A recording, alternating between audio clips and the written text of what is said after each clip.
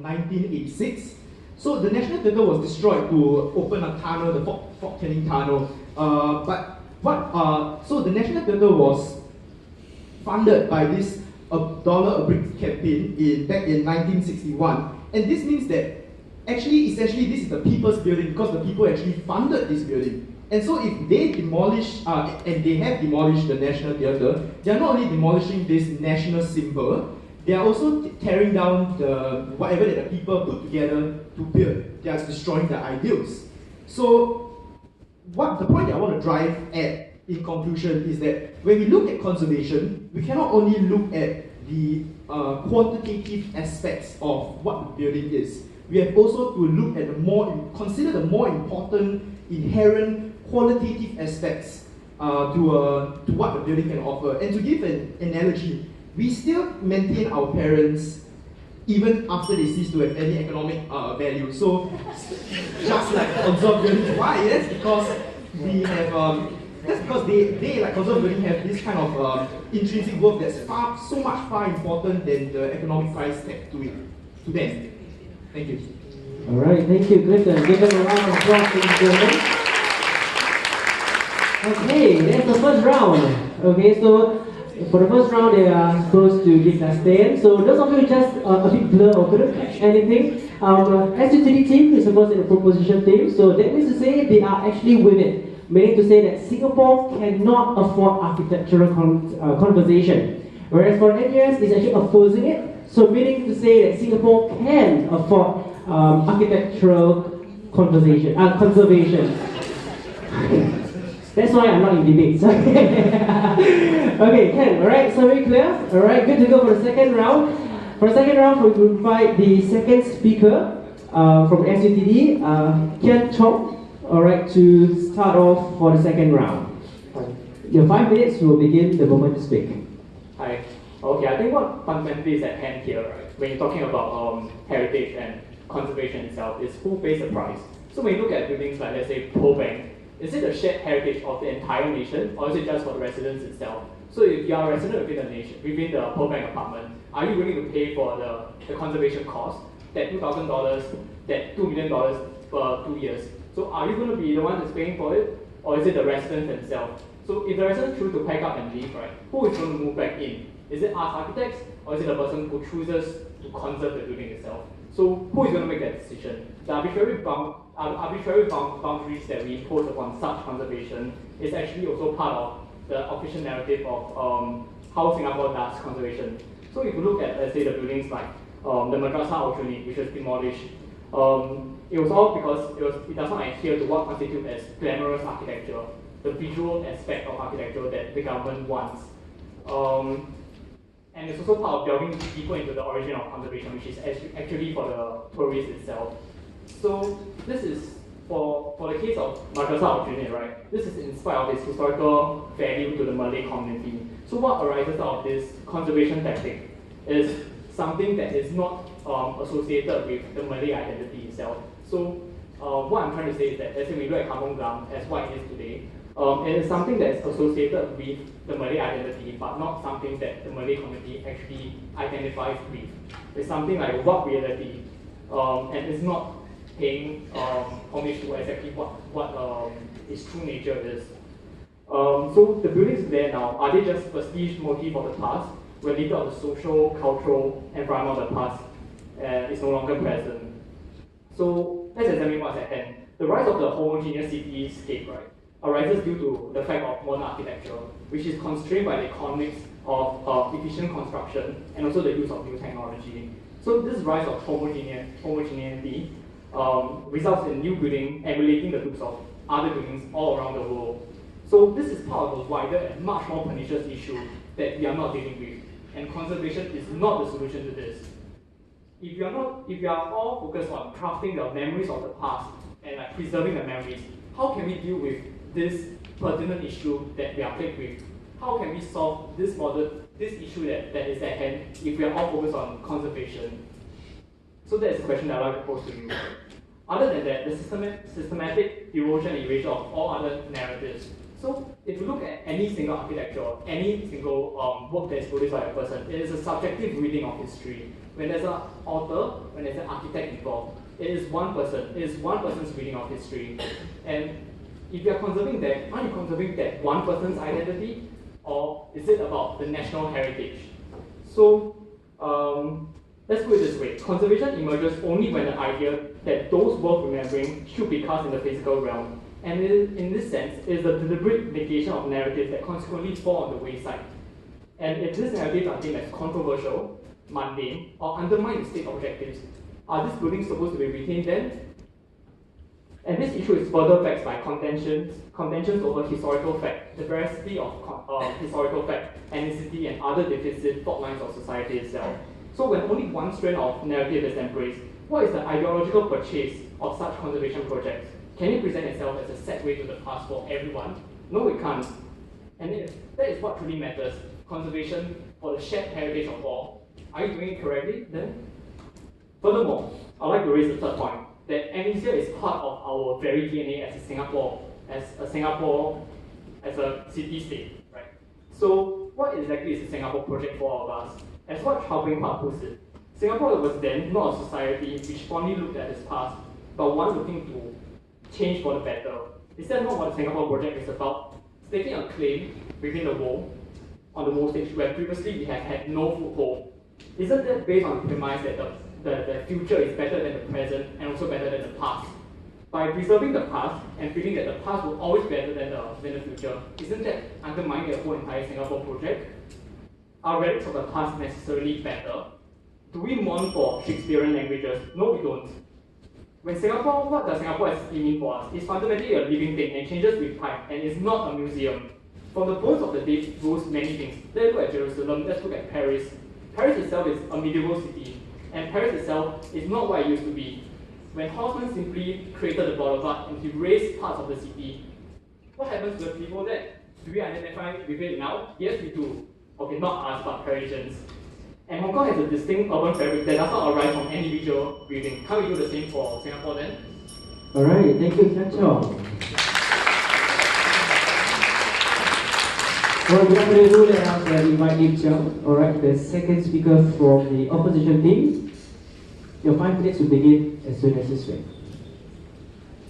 So first of all, let me disengage your point about architect being a singular constructor of history and narrative in Singapore. The architect creates the architecture, but the architecture exists in the landscape in a wider urban context. You cannot just say that it belongs to just the architect, because everyone who lives in the building, everyone who sees the building as a landmark, treats it as part of their own. It becomes part of the place, the genius loci of Singapore.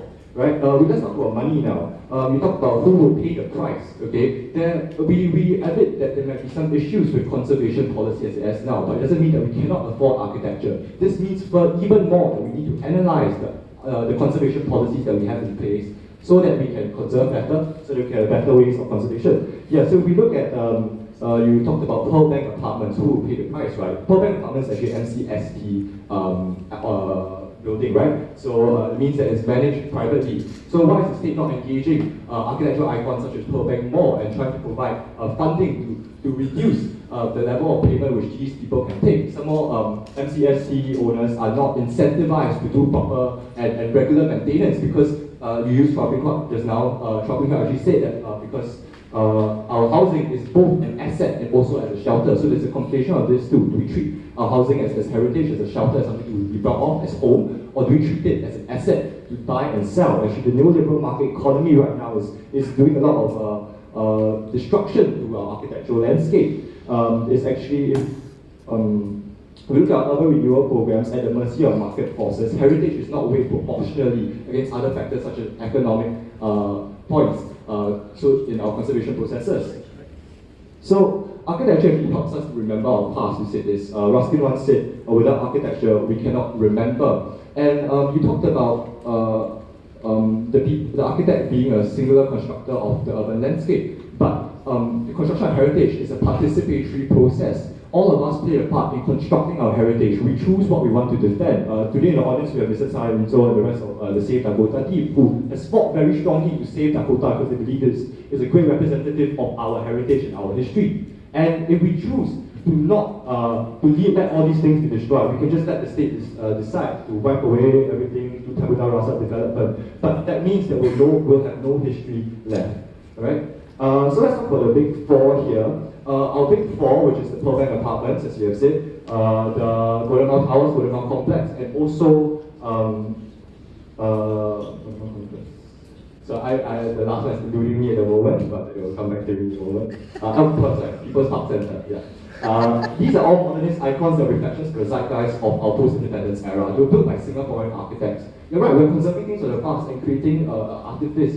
No, it's not artifice. I'm sure Dr. Imran will talk about that later. But we need to be prouder of our Singaporean architects in the sense that when we protect these buildings by Singapore architects, we're respecting and sort of trying to share the zeitgeist of our post-independence era with younger Singaporeans. And this was a period of innovation, of being forward-looking and trying new things. If you look at Pearl Bank Apartments, the split-level maisonettes, and the way that the tube is cut by a single line that allows light to flood into the courtyard units was innovative at its time and even now, and that's why it's worth being conserved. Yes. Yeah, and if you want to take it away, you can only look towards the recent past. People have shared about the National Theatre, right? And if you look at places like the National Library, which is at Stamford Road, where a tunnel was also drilled under it and had to be demolished, we could have just gone around it and say what? And just spend 5 more minutes to conserve that one building. And there was a huge backlash from the people on the ground with regards to the demolishing of that building. And nowadays there's a lot of public backlash with regards to the proposed demolishment of the Big Four. If you look at artistic interventions such as City Change People Down by Substation, American Eco's writings, and also Eden by Zach collaborators, they all show people who care very deeply about the need to conserve these buildings. And I want to close off by referencing Koolhaas, because you talked about the market economy and how and futurity by looking forward. But Koolhaas, who is a architect entrenched in building in a neoliberal market, has actually said nowadays and changed his stance. He says that preservation is overtaking us, and that architecture is dead. We need to go back to preservation because it's what gives architecture its cultural significance. Even Lee Kuan Yew himself admits failures of the past, right? He says that in our rush to rebuild Singapore, we knocked down many old and clean Singapore buildings. Then we realized we destroyed a valuable part of our cultural heritage. If people at the past who were so for tabula rasa, demolishing and redevelopment, look forward to this. We need to realize the time for conservation is now. Thank you. Alright, thank you, Nick. Let's give a round of applause, everybody. There you have it, the first 2 rounds for tonight's debate. Okay, so there are a few pointers that we brought up by both teams. So yes, this is the moment you've been waiting for, I believe, whereby right now we're opening the questions to the floor. Okay, so this is going to happen for 20 minutes. Alright, so if you have any questions, feel free to raise up your hands, and Alvin or Shannon will be giving the mic to you. So if you have any question, what you have to do is to, first of all, raise up your hands, it will come to you, and then you introduce yourself, your name, and which organization you are from, okay, and then you proceed on to the question. Now there, you can actually ask the question to either specific speaker, alright, or as a team, the proposition team or the opposition team, or you can just open up to any of them who would like to answer the question, okay? So as of now, is there anyone who have any questions that you'd like to ask?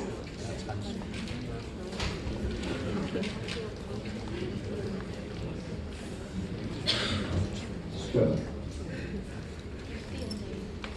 Anybody?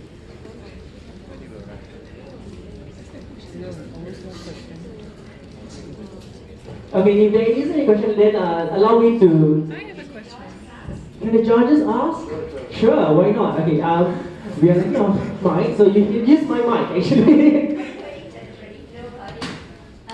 So it's a question is that I'm just thinking aloud, right? It's not a question to either of the two teams, or maybe to everyone. When I read the proposition and the counter proposition about affordability in relationship to conservation, I actually never thought about financial affordability, because I think that probably Singapore is quite able to afford it. And in fact, proper conservationist strategies should not be lent into the hands of the owner of the apartment. It should be a governmental kind of endeavor. So, to me, rather the question is the cultural affordability. Because, we have offices, for example, in Italy. I come myself from South America, where we very much don't have a past because we build our history day by day. So, as an architect, I have always been actually worried about the fact that if we conserve too much, there is very little room to actually create. There is very little room to generate the new. It's a very selfish point of view. Yes, I want to design. And in a city like Singapore, arguably, space is at stake. You need space in order to design. And when I talk about design here, I don't talk about design purely as in private developers guided by, capital investors, but I talk about design as a mode of creating culture. So as a mode of creating a cultural discipline that perhaps is what, a place that is relying in a relatively young history. Because you talk about conservation, but you don't talk about conservation 700 years ago or 500 years ago. We talk about conservation only in the past, 50 years ago? And before, Singapore didn't have history.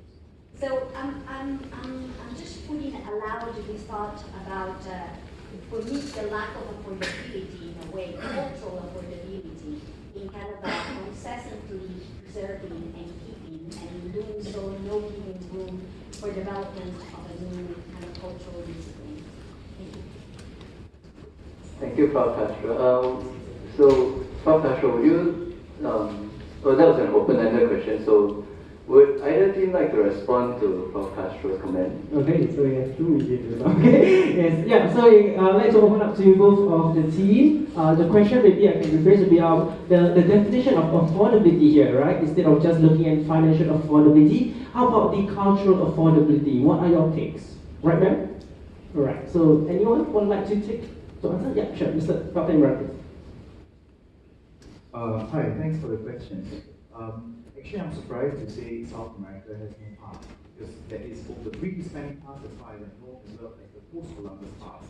So if South America says you don't have a past, that's quite shocking to me, because there is. And in Singapore as well, we have 14th century past, we have all sorts of pasts. So maybe it's also about our awareness and understanding. But also there's a kind of misconception here about whether we conserve. When we say conservation, we mean retaining and freezing everything that exists today. That is not conservation. I think our first speaker has already clarified that. Conservation is not about retaining every single thing in place. There are criteria for deciding, and not everything has to be retained. Conservation is not a blanket free swing. So that's number one. But number two, also to assume that conservation only arose in the past years, century, is not true as well. Because conservation was not called conservation when it did exist before this. We didn't call it a name. But we didn't need to call it a name. Because previously we didn't destroy the rapidity and carelessness that we are able to today because of our technical capacity. And so then, if you would trace back when we started all, okay, for example, you look at Hagia Sophia, or you look at the Great Mosque of Cordoba. Now, Hagia Sophia was the Great Basilica of Constantinople. Does it still exist today? Yes, it does. It was converted into a mosque and 4 minarets were added. So do we call that conservation? Yeah, it is. It's adaptive reuse. But we didn't call that at that time. It's the same with the Great Mosque of Cordoba. There's a cathedral built there in 1543 or something like that. Right? And it retains the mosque with the forest of colors. I don't know where you're aware of this example. We didn't have a name for it, but it's still there. But also, I want to raise, maybe just in closing, the fact that the reason we have a proper term for it today, in whatever language you choose to use, is that the Europeans actually started realizing this first, because the Europeans had modern warfare between the interwar period. And that was when most European groups became alarmed at the destruction of their city. In Germany, they actually reconstructed facsimiles of whole towns because they were destroyed in World War II and in World War I as well. So the impulse to be entirely alarmed about what is going on, the scale of destruction, came about because of the scale at which we can just wipe away old age. But at the same time, conservation does not say retain everything you see. Alright, thank you, Dr. Imran. I'd like to remind the speakers when you speak to the mic, make sure you speak to the mic so that the people at the back can hear, yeah? I know, you're like, okay, I can hear you. Okay, so I'll open up to proposition. Is there anything you'd like to answer to the question? Yeah, I mean, I think one of the... Okay, great. I think one of the things, though, that we have to take into account when we think about the threat of conservation to the future of the landscape and to the future in general as a place where we can continue to build is that Singapore is not like other states. We have more than 80% of our public basically live in post-war modernist housing. That is not that different in some ways from the Big Four. It's not a big stretch to think that in the wake of the Big Four and the controversy about these, that the next thing that people are going to want to preserve are HDBs.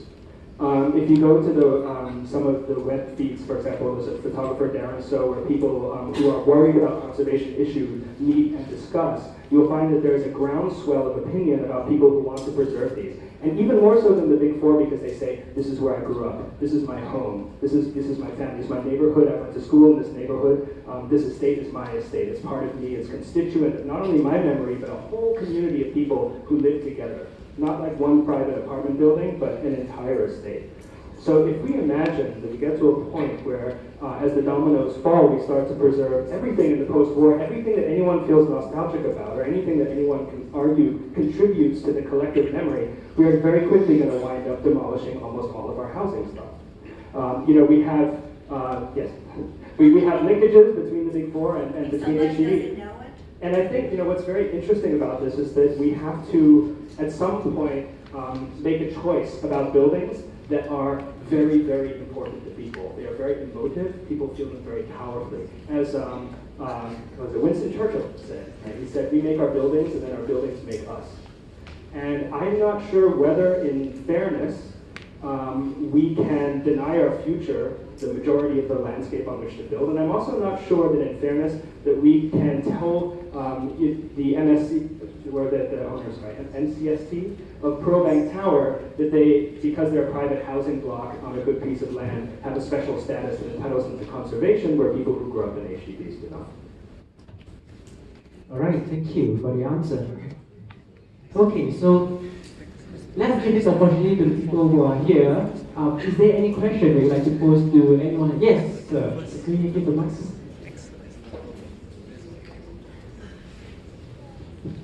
All right, thanks. Well, not to anyone specifically, but I think it's open to both panels. And what I've heard a lot. Sorry, can you just introduce your name and where you're from? Yeah, so that we know how to address you. My name is Razvan Yolikmiku. I'm an architect at TAS. Okay. So, back to my question.